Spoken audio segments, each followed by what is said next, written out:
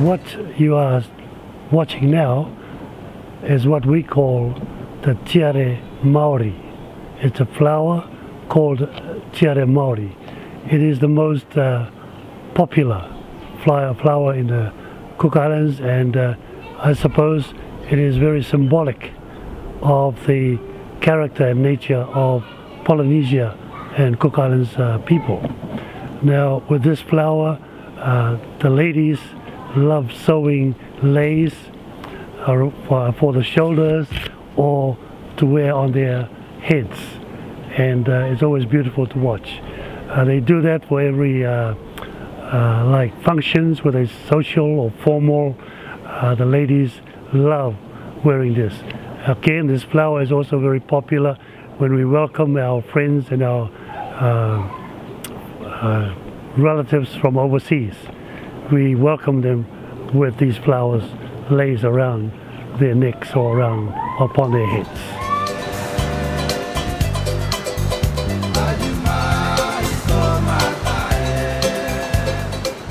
Here, of course, you can see another very popular flower of the Cook Islands, and it is called the frangipani.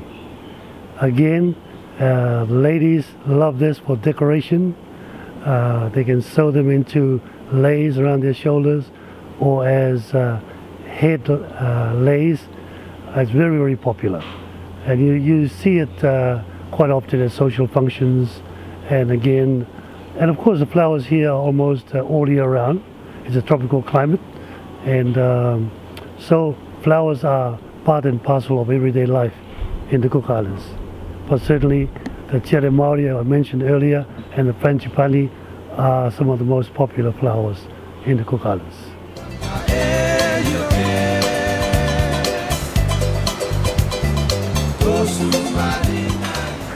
Well, here we have another of the popular variety of flowers in the Cook Islands, but interestingly enough, not just in the Cook Islands but throughout Polynesia and the South Pacific Islands. Here you are looking at what we call kote or hibiscus. Now, one thing you need to understand is because of the nature of our climate over here, it's tropical, so all you need is cut a cutting from these flowers and stick it in the ground. You don't have to do anything with it, they just grow. And throughout the islands, these are in abundance, and they flower all year round, so there is never a shortage of flowers.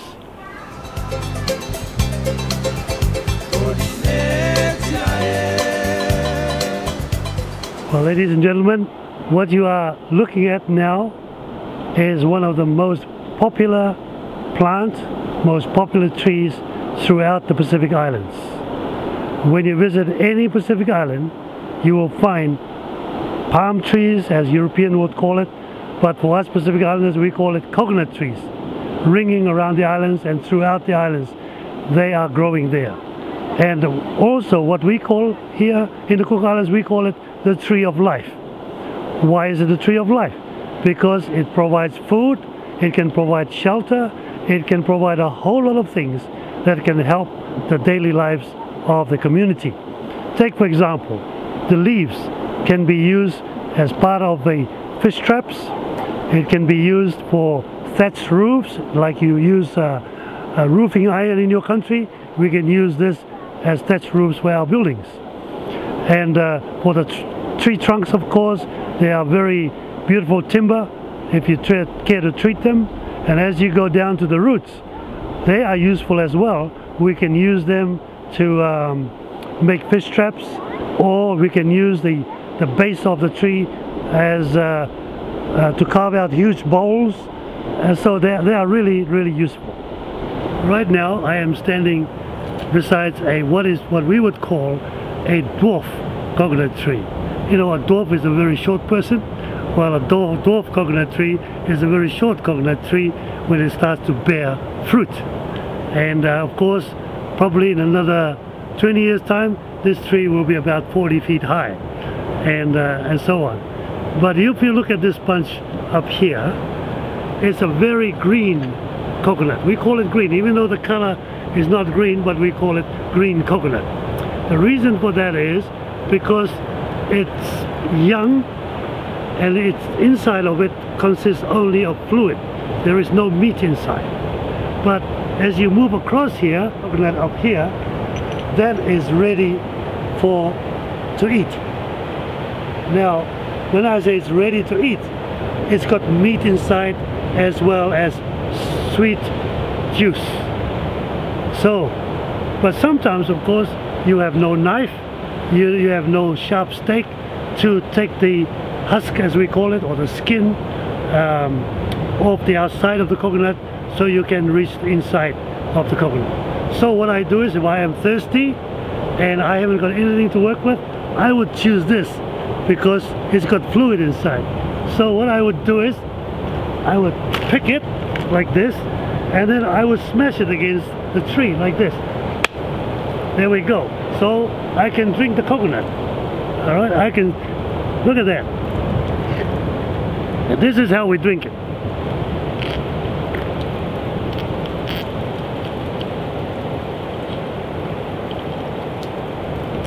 There you are. We call it the tree of life. You can never go hungry and you can never get thirsty on the island of Rarotonga, even if there is a drought. So there's the coconut tree.